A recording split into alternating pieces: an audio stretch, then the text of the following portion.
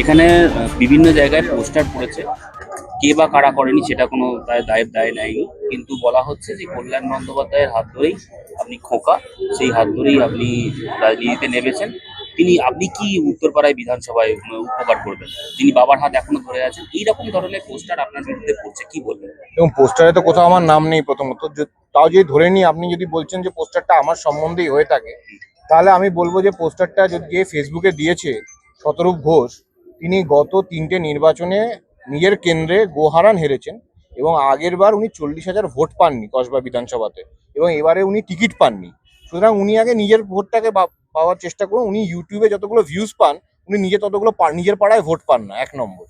2 নম্বর হচ্ছে যে এবার আগের বারও 2024-এও আমরা দেখেছি দীপশিতা ধর অনেক রকম কথা বলেছিলেন, অনেক রকম কথা বলে 16% মাত্র ভোট পেয়ে গেছেন এখান থেকে।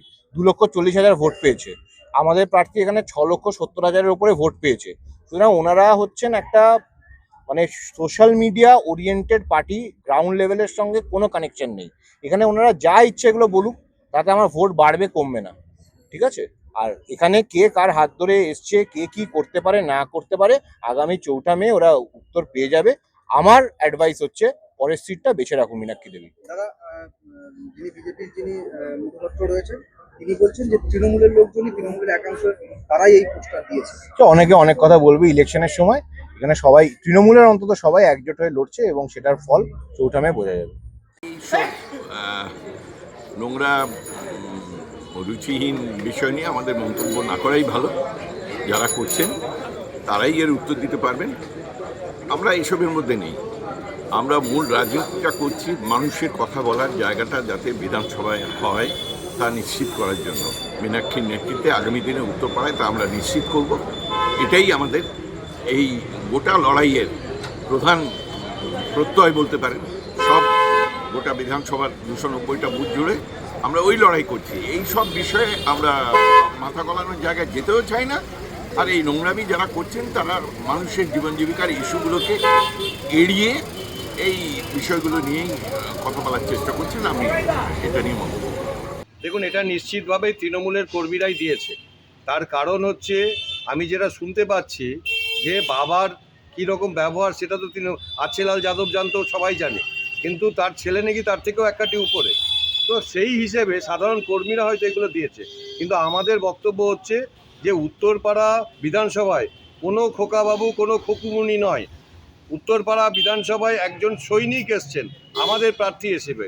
উনি এতদিন দেশের হয়ে বন্দুক হাতে লড়াই করেছেন, আর উত্তরপাড়াতে গণতান্ত্রিকভাবে উত্তরপাড়ার মানুষের অধিকার নিয়ে লড়াই করবেন। আমাদের প্রার্থী সেই লড়াইটা দিতেই উত্তরপাড়ায় এসছে। কোন দলের পক্ষ থেকে দেওয়া হবে বলে মনে করছেন এটা?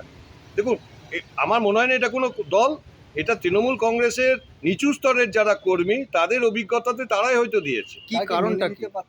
কারণ দুর্ব্যবহার।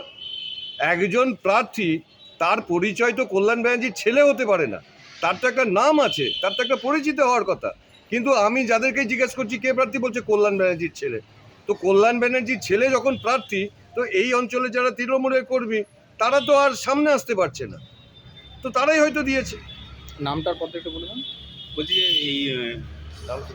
যে এই যে বলছি খোকাবাবু বলছে, এটা কি সত্যি? মানে এই যে না, সত্যি মিথ্যা তো ক্যামেরা বলবে। আমি তো দেখলাম যে এই যে রাস্তায় যেগুলো আমি সোশ্যাল মিডিয়ায় দেখছিলাম, যে বাবা এইভাবে বাবা এসো, তারপরে ছেলে একটু এগোচ্ছে। এ তো সত্যি মিথ্যার কি হচ্ছে, তো ক্যামেরা কথা বলবে। আমি তো দেখেছি সোশ্যাল মিডিয়ায়। আরো ভালো ভালো খবর দেখতে সাবস্ক্রাইব করুন বাংলা হান্টের ইউটিউব চ্যানেল। বাংলা হান্টের আরো খবর দেখতে নজর রাখুন। বাংলা খবর মানেই বাংলা হান্ট।